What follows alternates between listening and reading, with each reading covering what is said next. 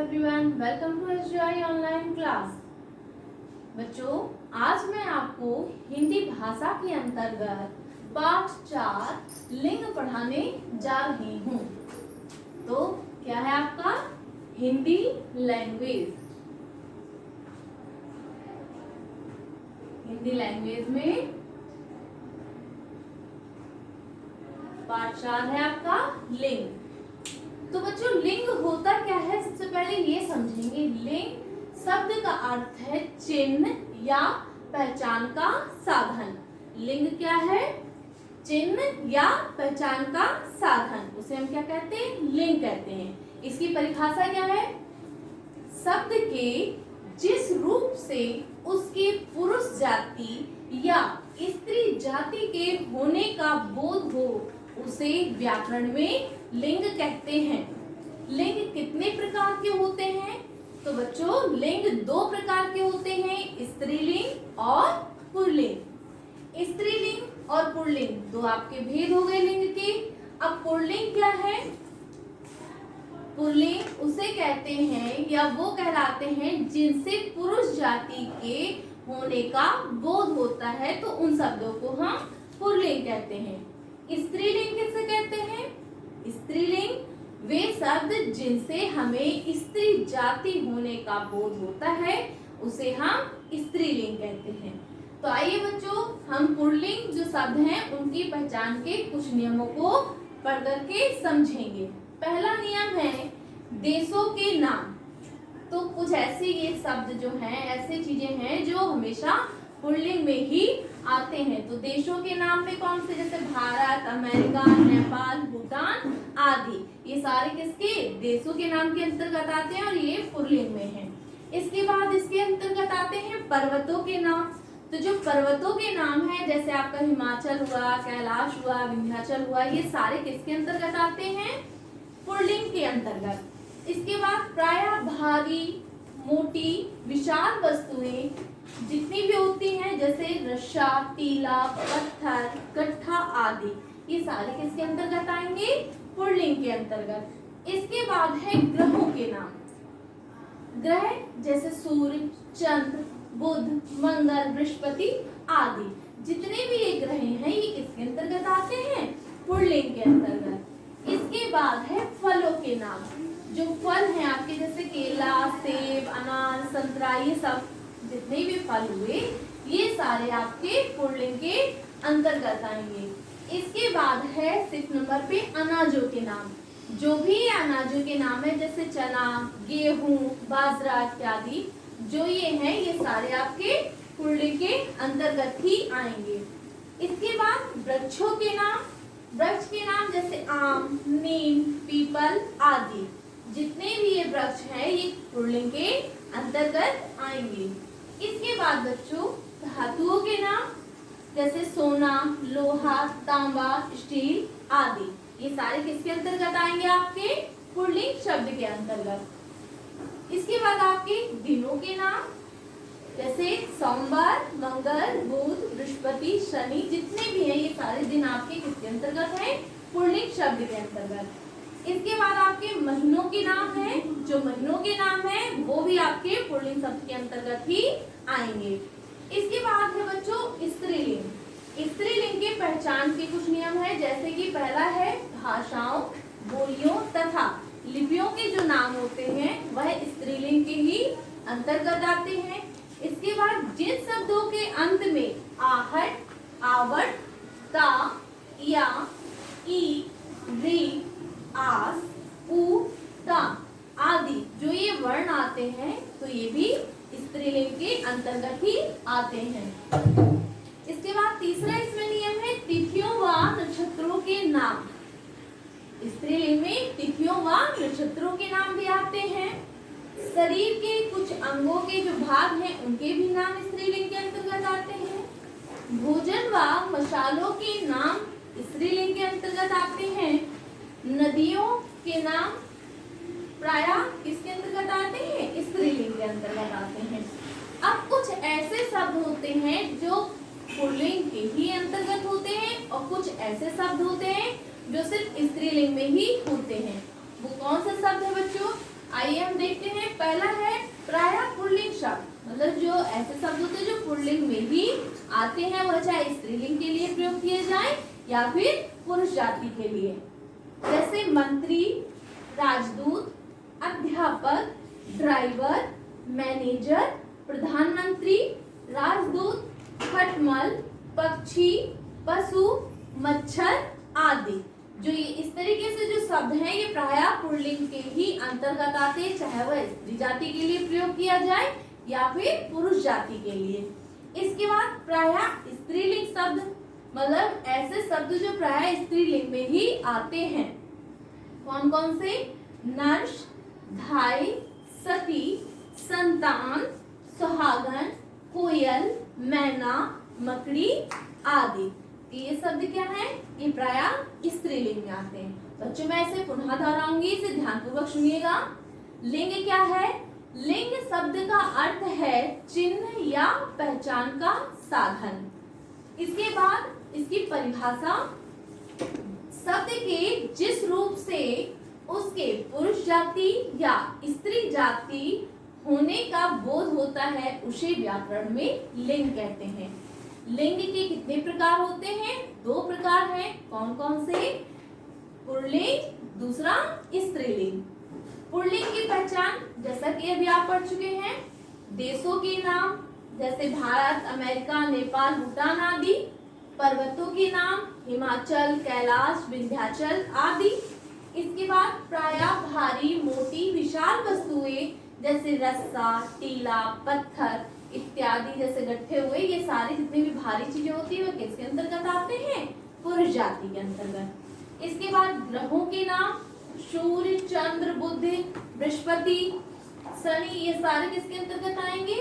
Pulling शब्द के अंतर्गत। इसके बाद फलों के नाम, अनाजों के नाम, वृक्षों के नाम और धातुओं के नाम, दिनों के नाम व महीनों के नाम। जितने भी ये सब हैं ये आपके पुरुष जाति का पहचान कराते हैं कि ये पुल्लिंग में शब्द इस्तेमाल होते हैं। इसके बाद है बच्चों स्त्रीलिंग की पहचान। किन शब्दों से होती? जैसे जो भाषाएं, बोलियां, लिपियों के नाम जो होते हैं वह स्त्रीलिंग के अंतर्गत आते हैं। इसके बाद जिन शब्दों के अंत में आहट, आवट, ता, या, ई, री, आस, उ, ता आदि वर्ण आते हैं, ये स्त्रीलिंग में आते हैं।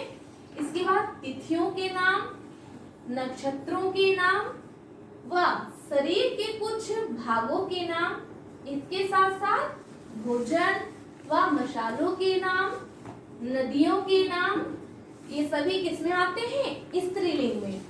इसके बाद बच्चों प्रायः जो पुल्लिंग में ही आते हैं ऐसे शब्द, चाहे वो किसी के लिए भी प्रयोग किए जाए, स्त्री जाति या पुरुष जाति के लिए, जैसे मंत्री, राजदूत, अध्यापक, ड्राइवर, मैनेजर, प्रधानमंत्री, राजदूत, खटमल, पक्षी, पशु, मच्छर आदि। जो ये शब्द है प्रायः पुल्लिंग में ही आते हैं। प्रायः स्त्रीलिंग में जो पाए जाने वाले शब्द हैं वे कौन से हैं? नर्स, धाई, सती, संतान, सुहागन, कोयल, मैना, मकड़ी आदि। तो ये शब्द प्रायः स्त्रीलिंग में आते हैं। तो बच्चों आप आज लिंग शब्द का अर्थ क्या है इसको समझेंगे, इसकी परिभाषा को याद करेंगे तथा लिंग के कितने भेद होते हैं उनको याद करते हुए उनकी पहचान में क्या अंतर होता है, किन शब्दों से हम पहचानते हैं कि ये प्रायः पुल्लिंग शब्द में आते हैं, ये प्रायः स्त्रीलिंग शब्द में आते हैं, इनको आप बहुत अच्छे से पढ़ेंगे, समझेंगे। आज के लिए इतना ही। Thank you students.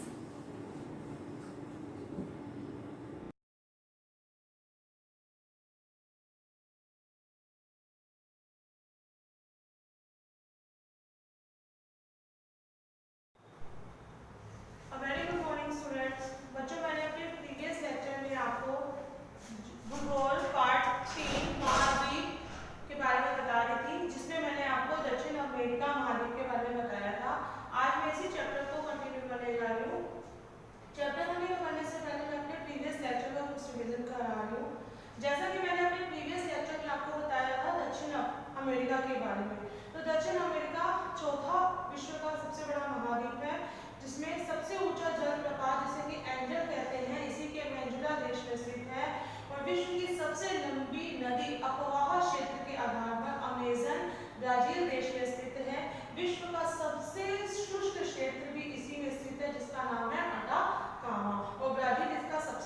देश है जो कि कॉफी का उत्पादन करता है। तो आज मैं इसी चैप्टर को कंटिन्यू करने जा रही हूँ। आज मैं नेक्स्ट महाद्वीप के बारे में समझाने जा रही हूँ, अंटार्कटिका, जिसको कि श्वेत महाद्वीप भी कहा जाता है, अंटार्कटिका।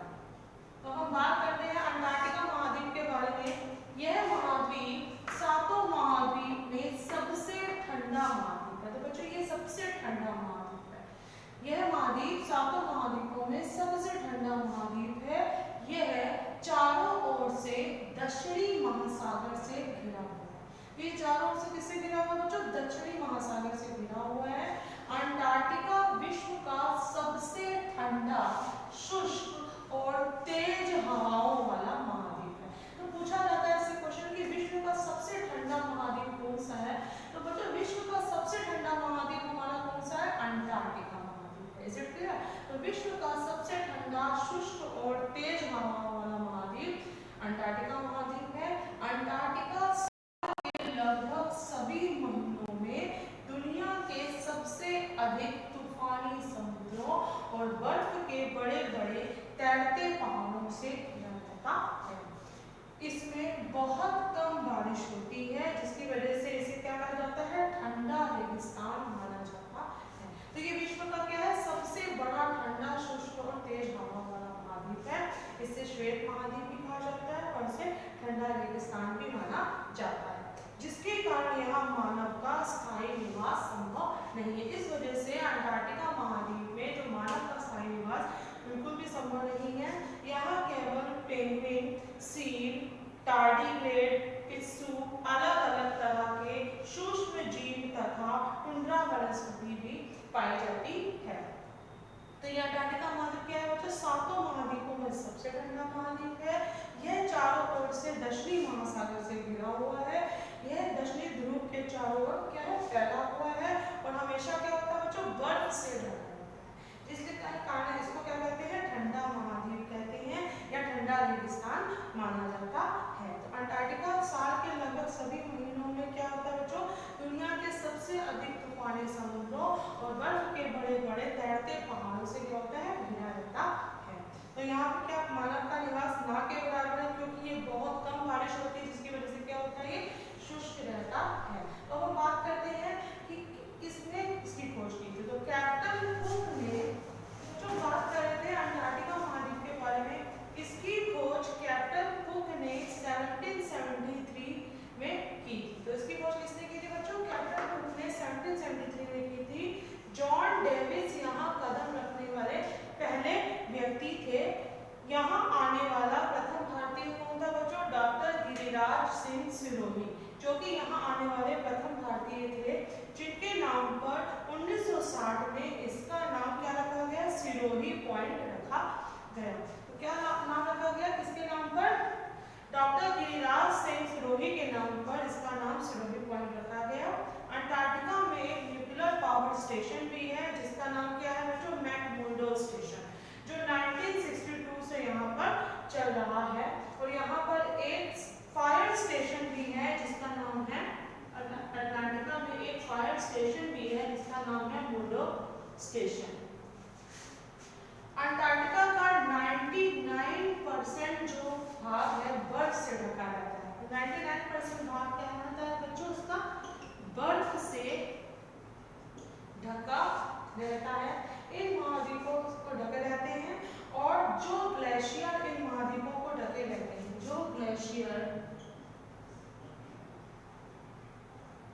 इनको ढके रहते हैं, उन्हें हम क्या कहते हैं बच्चों? आइस शीट्स कहते हैं। उन्हें जो ग्लेशियर इन महाद्वीपों को ढके रहते हैं उन्हें आइस शीट्स कहते हैं। और इसमें स्थित जो अंटार्कटिक पर्वत है, इसमें स्थित जो अंटार्कटिक पर्वत है, वो विश्व के सबसे ऊंचे पर्वतों में से एक है। तो कुल मिला के मैंने आपको बता दिया अंटार्कटिका महाद्वीप के बारे में। ये सबसे ठंडा शुष्क महाद्वीप है। इसे श्वेत महाद्वीप या ठंडा रेगिस्तान भी कहा जाता है। और अंटार्कटिका महाद्वीप में पेंगुइन आदि प्रजाति पाई जाती है। अंटार्कटिका महाद्वीप में की खोज कैप्टन कुक ने 1773 में की थी। जॉन डेविस यहाँ कदम रखने वाला पहला व्यक्ति था। और प्रथम भारतीय कौन थे? डॉक्टर गिरिराज सिंह सिरोही, जिसके नाम पर इसका नाम सिरोही पॉइंट रखा पावर स्टेशन भी है जिसका नाम मैकमुर्डो स्टेशन है, और एक फायर स्टेशन जिसका नाम मुर्डो स्टेशन है। 99% भाग इसका बर्फ से ढका रहता है, जिसके कारण से श्वेत महाद्वीप या ठंडा महाद्वीप भी कहा जाता है। अब हम बात करते हैं बच्चों नेक्स्ट महाद्वीप के बारे में, जो है हमारा एशिया।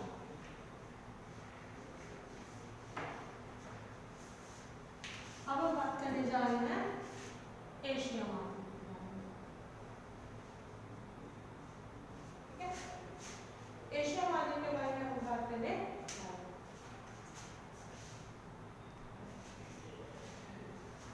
बच्चों हम बात करते हैं यूरोप महाद्वीप के बारे में बात करते हैं। यूरोप महाद्वीप विश्व का दूसरा सबसे छोटा महाद्वीप है। तो यूरोप महाद्वीप क्या है बच्चों? विश्व का दूसरा सबसे छोटा महाद्वीप है। यूरोप और एशिया एक ही भाग में स्थित है, जिसे यूरेशिया कहा जाता है। तो यूरेशिया जिसको कहते हैं, यूरोप और एशिया जो महाद्वीप है एक ही भाग में स्थित है, जिसे हम लोग क्या कहते हैं? यूरेशिया कहा जाता है। यह एक प्रायद्वीप है जो तीनों तरफ पानी से घिरा है। तो ये एक ऐसा प्रायद्वीप है जो तीनों तरफ से किससे घिरा हुआ बच्चों? पानी से घिरा हुआ है। यूराल पर्वत एवं कैप्सियन पर्वत इसको अलग करते हैं। जनसंख्या के आधार पर ये तीसरा बड़ा महाद्वीप है। तो जनसंख्या के आधार पर ये क्या है बच्चों? तीसरा बड़ा महाद्वीप है। वोल्गा नदी यहाँ की सबसे बड़ी नदी है, और जो वेटिकन सिटी है वो इसका क्या है बच्चों? सबसे छोटा देश है। वोल्गा नदी यहाँ की क्या है? सबसे बड़ी नदी है। और कौन सा देश सबसे छोटा देश है इसका? Vatican city. दक्षिणी भाग में भूमध्य सागरीय जलवायु पाई जाती है, जहाँ अंगूर व नींबू वर्गीय खट्टे फलों की कृषि की जाती है। तो इसके दक्षिणी भाग में कैसी जलवायु पाई जाती है? भूमध्य सागरीय जलवायु पाई जाती है, जहाँ अंगूर व नींबू वर्गीय खट्टे फलों की कृषि की जाती है। तो मैंने बताया आपको यूरोप महाद्वीप के बारे में। ये सबसे पहला पॉइंट क्या होगा जो इसका दूसरा सबसे छोटा महाद्वीप, और जो भाग है जिसमें ये दोनों महाद्वीप स्थित है, यूरोप और एशिया, उसको यूरेशिया कहते हैं। ये प्रायद्वीप है जो तीनों ओर से किससे घिरा है? जो पानी से घिरा हुआ है। कौन से पर्वत इसको अलग करते हैं? यूराल पर्वत और कैप्सियन पर्वत इसको अलग करते हैं। और जनसंख्या के आधार पर ये तीसरा बड़ा महाद्वीप। वोल्गा नदी यहाँ की सबसे बड़ी नदी है। वेटिकन सिटी यहाँ का सबसे छोटा देश। और यहाँ कैसी जलवायु पाई जाती है? भूमध्य सागरीय जलवायु पाई जाती है, जो किसकी कृषि के लिए उपयुक्त होती है? अंगूर व नींबू वर्गीय खट्टे फलों की कृषि के लिए क्या होती है बच्चों? उपयुक्त होती है। अब हम बात करने जा रहे हैं बच्चों लास्ट जो महाद्वीप है, जो हमारा सातवां महाद्वीप है, उसके बारे में बात करने जा रहे हैं ऑस्ट्रेलिया। हम ऑस्ट्रेलिया महाद्वीप के बारे में बात करने जा रहे हैं। तो बच्चों ये जो ऑस्ट्रेलिया महाद्वीप है ये हमारा क्या है? सबसे छोटा महाद्वीप, सबसे छोटा महाद्वीप है। ऑस्ट्रेलिया महाद्वीप हमारा सबसे छोटा महाद्वीप है। यह 12 डिग्री दक्षिण तथा 38 डिग्री दक्षिण अक्षांश तथा 114 डिग्री तथा 154 डिग्री पूर्व देशांतर में स्थित है। ऑस्ट्रेलिया विश्व का सबसे छोटा महाद्वीप है। एबेल तस्मान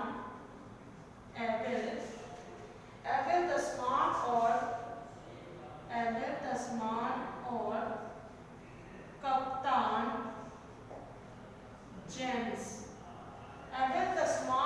कप्तान जेम्स कुक ने इस महाद्वीप की खोज की थी। इस महाद्वीप की खोज की थी। यह हिंद महासागर और प्रशांत महासागर से घिरा हुआ महाद्वीप है। तो ये बच्चों ये है हिंद महासागर और प्रशांत महासागर से घिरा हुआ क्या है बच्चों? महाद्वीप है। घिरा हुआ महाद्वीप है। जिसमें मुख्य भूमि क्या है? ऑस्ट्रेलिया। जिसमें मुख्य भूमि है ऑस्ट्रेलिया। तो जिसमें मुख्य भूमि है बच्चों Australia, Tasmania, New Guinea, Australia, Tasmania, New Guinea और पड़ोसी द्वीप शामिल हैं। पड़ोसी द्वीप शामिल हैं। यह दक्षिणी गोलार्ध में स्थित है। कहाँ स्थित है बच्चों? दक्षिणी गोलार्ध में स्थित है। और यह वह टापू महाद्वीप है, यह वह टापू महाद्वीप है जो चारों ओर से किससे घिरा हुआ है? समुद्र से घिरा हुआ है। समुद्र से घिरा हुआ है। और यहाँ क्या पाए जाते हैं? यहाँ कंगारू पाए जाते हैं। कंगारू पाए जाते हैं। तो ये था हमारा ऑस्ट्रेलिया महाद्वीप। तो ये हमारा कहाँ स्थित है बच्चों? दक्षिणी गोलार्ध में स्थित है। एबल तस्मान और कैप्टन जेम्स कुक ने इस महाद्वीप की खोज की थी। यह हिंद महासागर और प्रशांत महासागर से घिरा हुआ महाद्वीप है। इसकी मुख्य भूमि ऑस्ट्रेलिया, तस्मानिया, न्यू गिनी और पड़ोसी द्वीप शामिल हैं। ये दक्षिणी गोलार्ध में स्थित है। यह वह टापू महाद्वीप है जो चारों ओर समुद्र से घिरा हुआ है। यहाँ कंगारू पाए जाते हैं। तो ये सबसे छोटा हमारा महाद्वीप है। तो बच्चों आज मैंने आपको कौन कौन से महाद्वीप के बारे में बताया? आज मैंने आप लोगों को अंटार्कटिका, यूरोप और ऑस्ट्रेलिया महाद्वीप के बारे में बताया था। अंटार्कटिका महाद्वीप के बारे में मैंने आप लोगों को क्या बताया? मैंने ये बताया कि वो सबसे ठंडा महाद्वीप है, सबसे शुष्क, ठंडा और बर्फ से घिरे पहाड़ों वाला महाद्वीप है, जिससे इसको ठंडा रेगिस्तान या श्वेत महाद्वीप भी कहा जाता है। अंटार्कटिका महाद्वीप में की खोज किसने की थी? अंटार्कटिका महाद्वीप की खोज बच्चों किसने की थी? हमारे जो जेम्स कुक थे उन्होंने की थी। और सबसे पहले जो भारतीय उसने प्रवेश किया था अंटार्कटिका महाद्वीप में, उनका नाम था डॉक्टर गिरिराज सिंह सिरोही, जिसके नाम पर इस महाद्वीप का नाम रखा गया था सिरोही पॉइंट रखा गया था। अंटार्कटिका महाद्वीप में न्यूक्लियर स्टेशन भी है, फायर स्टेशन भी है। इसका 99% भाग बर्फ से ढका रहता है, इसके कारण इसको ठंडा महाद्वीप कहते हैं। इसमें से जो अंटार्कटिक पर्वत है विश्व के सबसे ऊंचे पर्वतों में से एक है। उसके बाद मैंने आपको समझाया था यूरोप महाद्वीप। तो यूरोप महाद्वीप के बारे में मैंने क्या बताया था? यूरोप महाद्वीप के बारे में मैंने आप लोगों को बताया था कि जो यूरोप महाद्वीप था वो छठा बड़ा महाद्वीप है और यह 35 डिग्री उत्तर तथा 65 डिग्री पूर्व देशांतर में स्थित है। यूरोप और एशिया जिस भाग में स्थित है उसको क्या कहते हैं? यूरेशिया कहते हैं। और यूराल पर्वत और कैप्सिकम पर्वत द्वारा एशिया महाद्वीप से इसको क्या किया जाता है बच्चों? अलग किया जाता है। जनसंख्या के आधार पर यूरोप महाद्वीप तीसरा बड़ा महाद्वीप है। वोल्गा नदी यूरोप महाद्वीप की सबसे बड़ी नदी है और वेटिकन सिटी यूरोप महाद्वीप का सबसे छोटा देश है। और कैसी जलवायु पाई जाती है? भूमध्य सागरीय जलवायु पाई जाती है। और लास्ट महाद्वीप मैंने आपको बताया था ऑस्ट्रेलिया, जो कि सबसे छोटा महाद्वीप है। एबल तस्मान और जेम्स कुक ने इसकी महाद्वीप की खोज की। ये हिंद महासागर और प्रशांत महासागर से घिरा हुआ महाद्वीप है। इसकी मुख्य भूमि ये है ऑस्ट्रेलिया, तस्मानिया, पड़ोसी देश शामिल है। ये दक्षिणी गोलार्ध में स्थित है और यह टापू महाद्वीप है जो चारों ओर किससे बच्चों घिरा हुआ? समुद्र से घिरा हुआ। Now that's all for today. I will continue this chapter in my next video.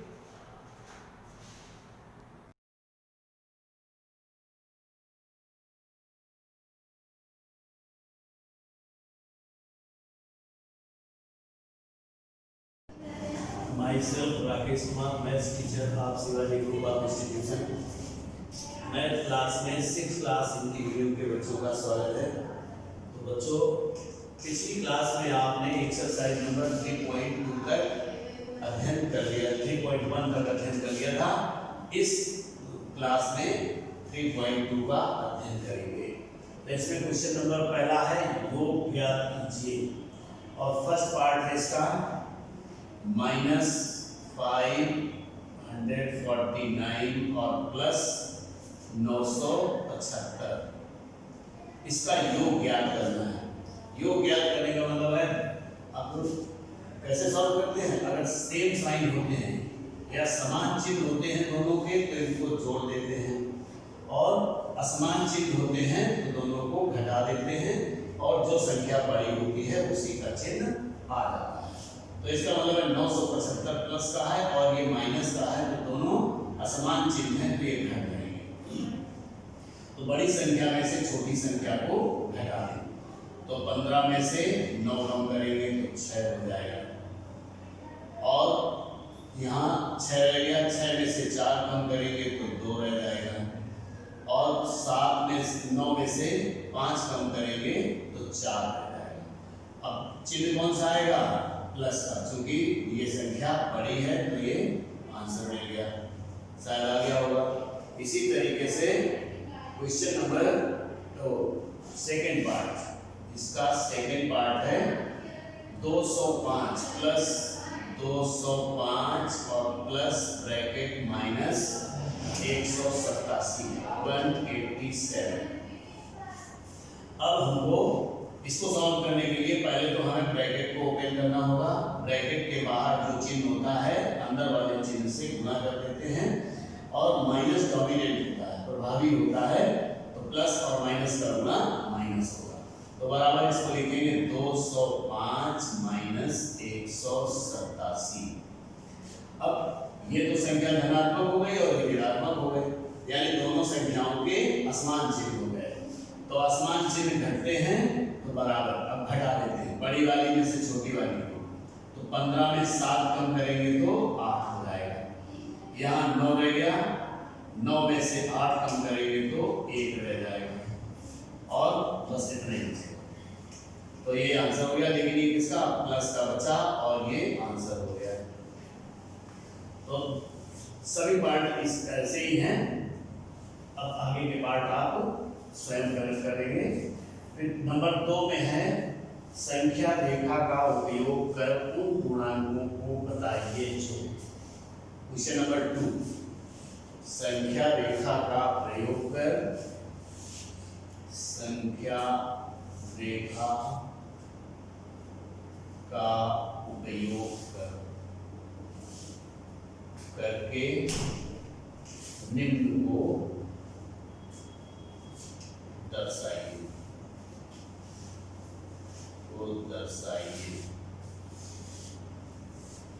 तो पहला पार्ट है इसका 3 से 4 अधिक, 3 से 4 अधिक।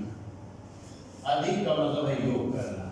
अगर हम इसको सॉल्व करके देखें तो 3 + 4 = 7 और इसे ही संख्या रेखा पर दिखाना है। तो पहले हम संख्या रेखा खींच लेंगे। अब चूंकि दोनों संख्याएं आपकी धनात्मक हैं तो 0 हम राइट साइड से लेंगे, माइनस वाली संख्याओं का कोई मतलब नहीं हो गया। 1 2 3 4 5 6 7 8 1 2 3 4 5 6 7 and 8। 3 से तो पहले 3 तक पहुंचे 0 से, तो 3 तक आ गए। फिर 4 अधिक, तो अब 3 से 4 अधिक तो 1 2 3 4 यानी यहां तक। तो ये हो गया +3 और ये हो गया +4।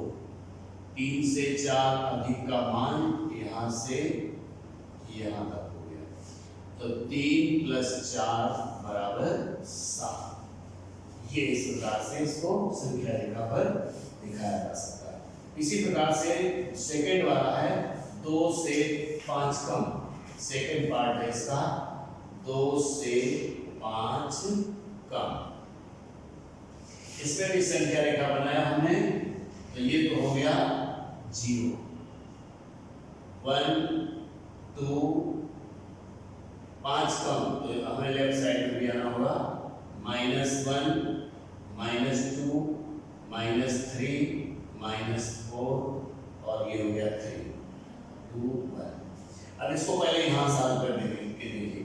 2 से 5 कम यानी 2 में से 5 को घटा दिया जाए, यानी 2 - 5 = -3। इस चीज को संख्या रेखा पर दिखाना है। तो 2 से 5 कम तो 0 ये है, तो पहले तो हमें 2 तक चलना होगा। ये हो गया +2 अब 2 से 5 कम, तो 5 कम करना तो यहाँ से काउंट करेंगे 1 2 3 4 और 5, यानी यहाँ लगाएंगे ऐसे इस तरीके से, यहाँ आ गए तो 2 से 5 कम ये हो गया -3। अब ये जो डिस्टेंस आपका बच गया है यही इसका आंसर है, ये -3, ये इसका आंसर हो गया, यानी +2 और 5 बचे, 5 कम 3 नहीं 5 कम तो यहाँ 5 हो गया, आंसर आपको मिल जाएगा -3, ये आपका आंसर मिला, शायद आ गया होगा। तो इस प्रकार से क्वेश्चन नंबर 2 की 2 पार्ट और है, ये आप स्वयं कर सकते हैं। क्वेश्चन नंबर 3 में है समूह का योग ज्ञात कीजिए। क्वेश्चन नंबर 3,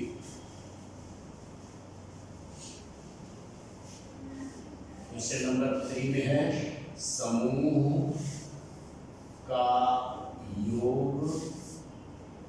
ज्ञात कीजिए। तो पहला पार्ट, और इसमें है 5 पार्ट है, तो कोई 2 हम फर्स्ट और सेकंड बता दे रहे हैं, इसके बाद आप स्वयं कर सकते हैं। तो पहले पार्ट में है -540 और योग ज्ञात करना है, इसके प्लस लगाए जरा, फिर है +1560, फिर +540 और ±60। ये आपका क्वेश्चन है। चूंकि योग ज्ञात करने के लिए मैंने ये प्लस लगाए हुए हैं, वैसे क्वेश्चन में यहाँ कामा लगा हुआ है। तो सबसे पहले हमको ब्रैकेट ओपन करने रहते हैं, कोष्ठक हटाने होते हैं। तो -540 धनात्मक संख्या अंदर भी है बाहर भी है, तो +1560, इसमें भी तो +540 और अब इसमें -60 होगा, क्योंकि प्लस का माइनस में गुणा करेंगे तो माइनस ही रह जाएगा। अब हमको करना ये रहता है कि समान चिन्ह जुड़ते हैं, तो प्लस का ये है और प्लस का ये भी है, तो इन दोनों को जोड़ दें और माइनस माइनस वालों को जोड़ दें, प्लस प्लस वालों को और माइनस माइनस वालों को। तो प्लस प्लस वालों को जोड़ेंगे तो पहले तो 0 आ गया, 4 और 6 10 हो गया, 5 और 5 10 और 1 11 हो गया, 1 और 1 2 हो गया, फिर माइनस, ये तो प्लस का होगा, अभी जो इनका योग माइनस में आएगा, तो -60 को जोड़ देंगे तो पहले तो 0 6 4 10 5 और 1 6। अब दोनों चिन्ह असमान हो गए, ये प्लस का हो गया और ये माइनस का हो गया, तो अब इन दोनों को हटा दें, ये घट जाएंगे, तो 0 0 तो हमारे ऐसे ही बच गए। अब 1 में से 6 घटेगा नहीं, तो 11 में से 6 घटाएंगे तो 5 बचेगा और 1 यहाँ 2 की जगह रह गया। तो इस प्रकार से हमको आंसर मिल गया 1500। इसका सेकंड पार्ट है, सेकंड पार्ट में भी इसी तरीके से लिखा हुआ है, लेकिन योग ज्ञात करना है तो हम प्लस लगा करके ही लिखेंगे। -2754 और प्लस गामा लगा हुआ है, लेकिन मैंने योग की वजह से प्लस लगाया होगा, और ब्रैकेट 754 प्लस प्लस -1000। तो अब हम फिर से इनके ब्रैकेट ओपन करेंगे, ब्रैकेट ओपन करने का मतलब -2754 2754 और ये प्लस है तो प्लस लगाएंगे, प्लस प्लस का गुणा करेंगे तो प्लस है होगा 754 और माइनस, क्योंकि प्लस माइनस का गुणा माइनस होगा और 1000। इन दोनों को, ये माइनस का है और ये माइनस का है, यानी सेम साइन को पहले हम ऐड कर लेते हैं, जोड़ लेते हैं। तो 1000 भी माइनस का है और 2754 भी माइनस का है, तो इनको जोड़ेंगे तो -3754, यानी इस दो में केवल एक जोड़ दिया, बाकी ऐसे लिख दिया, और प्लस 754। अब देखते हैं कि दोनों संख्याओं के चिन्ह असमान हैं, ये माइनस का है ये प्लस का है, तो इनको घटना ही है, बड़ी संख्या में से छोटी संख्या को घटा देते हैं। तो इसमें से यानी 3754 में से 754 को घटा देंगे तो माइनस का 3000 ही बचेगा। अब माइनस क्यों लगाएंगे? क्योंकि बड़ी संख्या का चिन्ह लगता है इसलिए माइनस लगा दिए। तो इस प्रकार से क्वेश्चन नंबर 3 कंप्लीट हो गया आपका। क्वेश्चन नंबर 4 भी बिल्कुल सेम ऐसा ही है, तो इसका एक पार्ट को बता ही नहीं हम, बिल्कुल सेम है। क्वेश्चन नंबर 4, क्वेश्चन नंबर 4 में है मान ज्ञात कीजिए, तो इसका सेकेंड पार्ट देखिए। सेकेंड पार्ट 1262 फिर plus bracket minus 366 plus minus 300 minus 962 और प्लस 566 प्लस 566 बिल्कुल सेम उसी तरीके का है। तो प्लस प्लस वालों को पहले जोड़ लेते हैं और माइनस माइनस वालों को जोड़ लेते हैं। तो पहले तो हम ब्रैकेट ओपन करेंगे, तो 1262 माइनस 366 माइनस 962 और प्लस 566 ब्रैकेट ओपन कर लिया। यानी इसमें प्लस माइनस का गुणा किया माइनस हो गया, इसलिए लगा दिया माइनस। इसमें भी प्लस माइनस का गुणा किया तो माइनस हो गया। अब सेम साइन ऐड होते हैं, देखो ये प्लस का है और ये भी प्लस का है, तो इन दोनों को जोड़ दें। तो 6 और 2 8, 6 और 6 12, 5 और 2 7 और 1 8 और 1 ऐसे ही बना रहा। अब माइनस माइनस वालों को जोड़ेंगे और चिन्ह माइनस का रह जाएगा। तो 6 2 8 और 6 6 12, 3 और 9 9 3 12 और 1 13 हो गए। अब ये प्लस का हो गया, ये माइनस का हो गया, डिफरेंट साइन हो गए इसलिए सब्ट्रैक्ट हो जाएंगे। तो बराबर घटा देते हैं। 8 में से 8 कम करेंगे तो 0, 2 में 2 कम करेंगे तो 0, 8 में से 3 कम करेंगे तो 5 और 1 में 1 कम हो गया तो 0 और ये प्लस का ही आ गया आंसर। इस प्रकार से तो क्वेश्चन नंबर 4 तक आप बड़े आसानी से कंप्लीट कर सकते हैं। तो क्वेश्चन नंबर 4 तक ही करें इस क्लास में, बस इतना ही। आगे नेक्स्ट क्लास में। Thank you.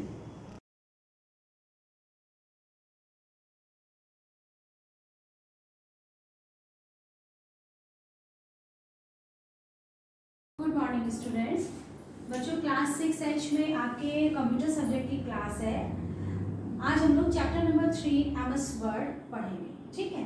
इसके पहले भी हम लोगों ने MS वर्ड में पिछले जो हमारी क्लास थी लास्ट क्लास, उसमें हम लोगों ने इसमें जो है इसकी शॉर्टकट कीज पढ़ी थी और MS वर्ड की जो मेन आपकी विंडो है उसमें कौन कौन से कंपोनेंट्स थे वो सारा हम लोगों ने डिस्कस किया था। आपने ये भी डिस्कस किया था कि हम लोग जो है कोई किसी एक नई फाइल को कैसे बनाते हैं। अब हम लोग की जब नई फाइल हमारी बन गई है तो अब हम उस फाइल को सेव कैसे करेंगे। तो यानी कि आज का हमारा जो टॉपिक है वो डॉक्यूमेंट को सेव करना है, यानी कि कोई भी डॉक्यूमेंट है उसको सुरक्षित करना। बच्चों ये चीज़ ध्यान रखिए कि हमारे जो कंप्यूटर की में 2 मेमोरी होती है। There are 2 types of memory in your computer. First is the primary memory, ठीक है, और एक आपकी होती है सेकेंडरी मेमोरी। आपकी स्क्रीन पर जो दिखाई दे रहा होता है वो आपका प्राइमरी मेमोरी का ही पोर्शन है। अब जब हम लोग फाइल को जब सेव कर लेते हैं तो वो आपका हार्ड डिस्क में यानी कि उसकी इंटरनल मेमोरी में जा करके आपका सेव हो रहा है। तो इंटरनल मेमोरी जो होती है रैम और रोम 2 टाइप होते हैं उसके आपके, रैम और रोम। तो जो आपको स्क्रीन पे दिखाई पड़ रहा होता है यानी कि जो स्क्रीन पे दिख रहा है जब हम लोग टाइप करते जा रहे हैं उसको सेव नहीं कर रहे हैं, तो वो आपका ये नहीं हुआ कि वो आपके कंप्यूटर की मेमोरी में, अगर आपने इसको सेव नहीं किया, अचानक लाइट चली गई या आपने ऐसे ही फाइल क्लोज कर दी बिना सेव करे हुए, तो आप जब दूसरे दिन आके उस फाइल को खोलेंगे तो आपको फाइल नहीं दिखाई पड़ेगी। तो यानी कि जब हम लोग कंप्यूटर की मेमोरी में कोई चीज़ सेव करते हैं तो हमें फाइल का नाम देना ज़रूरी होता है, ठीक है। तो फाइल कंप्यूटर की मेमोरी में उसको स्टोर करने का जो प्रोसेस होता है वो कहलाता है सेव अ डॉक्यूमेंट। यानी कि जो भी फाइल है उसको कंप्यूटर की मेमोरी में अगर स्टोर करना है तो that is called the save a document. अब हमारा ये प्रोसेस क्या बहुत सिंपल सा आपका है कि सबसे पहले आपको फाइल मेन्यू पे जाके क्लिक करना है। आपने फाइल मेन्यू पे क्लिक किया। फाइल मेन्यू पे जब हम लोग कभी भी क्लिक करेंगे आपका इस तरह से मेन्यू बार आता है, उसमें सबसे पहले आपका फाइल ही दिया रहता है, ठीक है। जो एडवांस आपके एमएस वर्ड है उसमें आपको होम टैब होता है, आपका ऑफिस टैब होगा। आप ऑफिस टैब पे क्लिक करेंगे तो उसमें न्यू सेव ये सारे ऑप्शंस दिए होंगे। आप उसमें सेव ऑप्शन होगा, ये आपको सेव ऑप्शन आपका दिया है जिस पे आपको क्लिक करना है। इस तरह से जब आप यहाँ पे करते हो तो यहाँ पे आपका न्यू आता है, ओपन आता है, सेव लिखा होगा, सेव एज लिखा होगा। ये दो ऑप्शन है जिनको आज हम लोग डिस्कस करेंगे। तो सेव जब हम लोग कब करते हैं, जब हम लोग फाइल को पहली बार सेव करते हैं तब हम लोग सेव ही करेंगे, ठीक है। और जब आपने जैसे ही आपने सेव किया, तो अगर आपने पहली बार सेव किया यानी कि आपका उस समय कोई भी नाम आपने उसमें नहीं दिया है, तो आपका क्या है कि वो आपको पहले तो आपसे वो एक विंडो ओपन होगा जिसको कि हम लोग कहते हैं ये सेव करने के लिए आपकी एक विंडो। जैसे ही आपने सेव ऑप्शन पे आए, क्लिक किया तो ये विंडो तुरंत आपकी ओपन हो गई। इस विंडो में यहाँ पे सेव एज लिखा होगा और यहाँ पे एक ब्लैंक आपका टेक्स्ट बॉक्स होगा। इसको कहते हैं टेक्स्ट बॉक्स, जिसमें हम लोग खुद लिखते हैं। This is called the text box. Okay, इस टेक्स्ट बॉक्स में जो हमारी मर्जी, हम फाइल का जो नाम देना चाहते हैं वो दे दिया। सपोज मैंने यहाँ पे SIC लिख दिया, ठीक है। SIC लिखने के बाद आपने यानी कि फाइल नेम लिखने के बाद अब आप उसको एंटर की प्रेस करोगे। जैसे ही आप एंटर की प्रेस करोगे आप अपनी फाइल में देखेंगे, सपोज दैट आपकी यहाँ पे ये आपकी फाइल है, ठीक है। यहाँ पे आपकी ये फाइल है, तो इस जगह पे जो आपका जो सबसे ऊपर जो टाइटल बार होता है आपका यहाँ देखेंगे SIC DOC लिख के अपने आप ही आ जाएगा, ठीक है। जो आपने फाइल नेम दिया, जब हमने कोई फाइल नेम नहीं दिया था तो डॉक्यूमेंट 1 आ रहा था बाय डिफॉल्ट। जब कोई फाइल नेम नहीं देते हैं तो डॉक्यूमेंट 1 आता है, ठीक है। लेकिन जब हमने उसको फाइल दे दिया तो SIC.DOC ये हमने उसको फाइल का नाम दिया है। तो ये जो प्रोसेस है this is called the saving a document, ठीक। फाइल को आपने सेव किया, या तो आप एंटर प्रेस करोगे या क्लिक ऑन ओके, यानी कि आप ओके बटन पे क्लिक करोगे। जैसे ही आप ओके बटन पे क्लिक करोगे आपकी फाइल जो है वो सेव हो जाएगी। इसका एक फाइल का अभी हम लोगों ने पिछली क्लास में एक शॉर्टकट की हम लोगों ने फाइल की पढ़ी थी कि फाइल को सेव करने के लिए शॉर्टकट की क्या होती है। एक ये प्रोसेस हो गया, फाइल पे क्लिक किया, सेव पे क्लिक किया। इन सब के अलावा एक शॉर्टकट की होती है Ctrl+S। ये बहुत ही इंपॉर्टेंट है और बहुत यूज होती है और ज़्यादा टफ नहीं है, इसको मतलब बहुत ज़्यादा लर्न करने की जरूरत नहीं, बार बार आप यूज करोगे हो जाएगा। Ctrl+S आपको ये कुछ नहीं करना। आपने फाइल बनाई, आपने कंट्रोल की एक हाथ से प्रेस करी, दूसरे हाथ से S की प्रेस करी, ठीक है। जैसे ही आप Ctrl+S करोगे आपकी ये विंडो ओपन हो जाएगी, ये वाली सेव वाली, आपका सेव डायलॉग बॉक्स जो है ओपन हो जाएगा। यहाँ पे सेव बटन आपका है ये, और यहाँ पे टेक्स्ट बॉक्स, इसमें आपने सेव दिया, ओके दिया, आपका ये प्रोसीजर। यानी कि जो ये आपका फाइल मेन्यू पे क्लिक करना और सेव ऑप्शन पे क्लिक करना, इन दोनों की जगह आपका टाइम सेविंग हो गई आपने जब आपने Ctrl+S प्रेस किया। तो बच्चों इस तरह से आपका जो फाइल जो है वो आपकी सेव हो गई। नेक्स्ट टॉपिक आपको है कि आपको सेलेक्ट करना है टेक्स्ट, सेलेक्टिंग अ टेक्स्ट। अब बच्चों बारी आती है कि आपने सपोज कोई पूरा आपने ये डॉक्यूमेंट, जैसे मैंने ये पूरा टेक्स्ट लिखा है यहाँ से लेकर नीचे तक, ठीक है। तो अगर आपको इसमें से, मैंने ऐसे ही अपने कंप्यूटर के पेज पर भी लिख दिया और अब हमको इसमें से कुछ सेलेक्ट करना है, तो उसके लिए आपको किस तरह से ऑप्शंस हैं। पहली चीज सबसे पहले बता दूं आपको, चूंकि हम लोग माउस यूज कर रहे हैं, ठीक है, तो आपको माउस के थ्रू ही क्लिक करना है। जब बार बार मैं माउस ना बोलूं तो क्लिक करने का मतलब हुआ कि आपको माउस को क्लिक करना, ठीक। सपोज मान लीजिए कि हमको सिर्फ इस वर्ड को, ये आपका वर्ड है, ये शब्द है, इस वर्ड को सिर्फ सेलेक्ट करना। सेलेक्ट करने का मतलब आप ध्यान दीजिएगा कि जब आप स्क्रीन पे लिख रहे होते हो, अगर हमने उसको सेलेक्ट किया तो उसके ऊपर क्या होता है, वो डार्क वो पूरा ये पोर्शन जो है ऐसे से ब्लैक हो जाता है, ठीक है। तो ये होता है सेलेक्ट करने का मतलब कुछ और नहीं है कि वो कहीं अलग हट के चला जाएगा कि क्या है।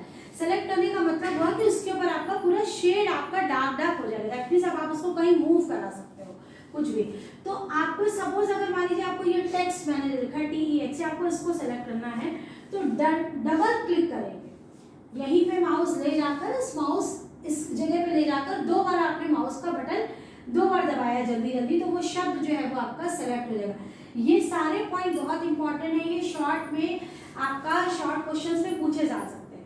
अब आता है कि आपको किसी सेंटेंस को चुनना है। एक लाइन में आपके 4 सेंटेंसेस हैं। अगर आपको किसी एक सेंटेंस को उसमें से चुनना है, सपोज दैट हमको ये पूरा एक सेंटेंस है, मान लीजिए हमारा एक ही सेंटेंस है और हमको इस सेंटेंस को चुनना है, तो हम लोग क्या करेंगे, उस सेंटेंस पर कहीं पर भी आप माउस लेके जाइए, ठीक है, या आप वहां पे जब हम लोग लिखते हैं तो इस तरह का आपका एक इंसर्शन पॉइंट बन के आता है। एक ये आता है, ये जो आता है ये होता है आपका कर्सर का पॉइंट और ये होता है इंसर्शन, यानी कि अब आप लिख सकते हो। तो उस इंसर्शन पॉइंट को आप कहीं पर भी ले आइए, बीच में एरो की से आप कहीं पर भी लेके आइए और कंट्रोल की प्रेस करिए, ठीक है। यानी कि आपने कंट्रोल के पास के साथ हमने लिखा कंट्रोल प्लस क्लिक। इसका मतलब क्या हुआ कि वो जो इंसर्शन पॉइंट अब जहां पर भी रखा होगा उसके बाद आप कंट्रोल की के बाद आप बस उसको वो कर देंगे, तो उतनी पूरा जो लाइन है आपकी, वो जो पूरा जो सेंटेंस है वो पूरा आपका सेंटेंस आपका सेलेक्ट हो जाएगा। इस तरह से आपके ये 2 पॉइंट जो है वो आपके कंप्लीट हो गए। अब आता है अगर आपको उस पूरी लाइन को सेलेक्ट करना, उस लाइन में 4 सेंटेंसेस भी हो सकते हैं, 4 वाक्य भी हो सकते हैं, तो हमको सिर्फ एक पूरी लाइन, हमें नहीं मतलब है एक उसमें सेंटेंस है कि 2 सेंटेंस है, but we select only a single line. यहाँ पे जब हम लोगों को सिर्फ एक लाइन सेलेक्ट करनी है तब आपके लिए क्या है कि आपका ये लिखा है बाईं ओर के हाशिए से उस लाइन के ठीक सामने क्लिक करें। बाईं ओर के हाशिए का मतलब क्या हुआ, आप कभी भी देखते हैं उसमें एक इंडेंट बना होता है, ठीक है, आपका मतलब यानी कि इसमें मार्जिन दिया होता है। तो पहली वाली लाइन का जो मार्जिन दिया हुआ है, आप बस उस मार्जिन पे के बाईं ओर के हाशिए से यानी कि मार्जिन पर उस लाइन के ठीक सामने आप क्लिक करेंगे तो आपका ये जो है आपकी पूरी एक लाइन जो है वो सेलेक्ट हो जाएगी। सपोज हमको यहाँ करना है तो हम माउस इस जगह पे लेके हमने 2 बार यहाँ पे क्लिक किया, ये अपने आप ही आप देखोगे पूरा ऑटोमेटिकली सेलेक्ट हो जाएगा। उसके बाद अब अगर आपका जैसे हमको पैराग्राफ तो पता ही है, पैराग्राफ क्या होता है, जनरली पैराग्राफ जो है वो 2-3 लाइनों से ही मिला के बना होता है। तो अगर आपको पैराग्राफ सेलेक्ट करना है तो क्या करेंगे, माउस को 3 मतलब पैराग्राफ के स्टार्टिंग में आप लेके जाएंगे अपना कर्सर और माउस से 3 बार क्लिक करिए। तो अगर आपने माउस से 3 बार क्लिक किया, मतलब जल्दी जल्दी नहीं कि एक बार फिर बात करने लगे, फिर ऐसे नहीं, 3 बार आप जल्दी जल्दी फ्रीक्वेंटली आप 3 बार क्लिक करे हुए माउस को, तो आपका ये पैराग्राफ जो है वो सेलेक्ट हो जाएगा। Clear student? उसके बाद अब आपका आता है मान लीजिए पूरा डॉक्यूमेंट, हम ऐसा नहीं करेंगे कि हाँ शब्द पे जाके डबल क्लिक करें, हम ऐसा नहीं करेंगे कंट्रोल और फिर हम जो है वो कंट्रोल प्रेस करके फिर हम क्लिक करें, मतलब आप कंट्रोल प्रेस करिए और आप क्लिक करिए तो आपका एक सेंटेंस हो जाता है। इस तरह से मतलब ये बाकी ऑप्शन नहीं करेंगे, हम सिंपल कंट्रोल ए करेंगे और वो पूरा हमारा जो डॉक्यूमेंट है वो चाहे 4 पेज का हो, चाहे 5 पेज का या आधा पेज का, वो एक बार में पूरा डॉक्यूमेंट आपका सेलेक्ट हो जाएगा कंट्रोल प्लस ए से पूरा डॉक्यूमेंट। इसका एक इजी मेथड और भी होता है कि जैसे आपका फाइल मेन्यू ऐसे एडिट में जाएंगे, आप एडिट मेन्यू में जाएंगे तो एडिट का सब मेन्यू में देखेंगे सबसे लास्ट में सेलेक्ट ऑल दिया होता है। तो सेलेक्ट ऑल का मतलब ये होता है कि आपका वो जो पूरा डॉक्यूमेंट है आपका, वो पूरा डॉक्यूमेंट आपका जो है वो सेलेक्ट हो जाएगा। तो इस तरह से बच्चों आज हम लोगों ने 2 चीजें सीखी हैं कि आपने कैसे अपने डॉक्यूमेंट को सेव किया और दूसरा ऑप्शन आपने ये हुआ कि जो भी हमने डॉक्यूमेंट लिखा है उसको with the help of mouse हम लोग उसको कैसे उसके वर्ड को, उसमें लाइन को, उसमें वाक्य को और पूरे पेज को या पैराग्राफ को हम लोग किस तरह से सेलेक्ट करते हैं, ये चीज़ हम लोगों ने सीखी।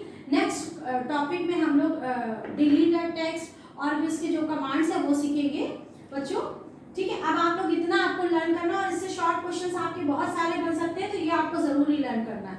Okay, thank you, have a nice day.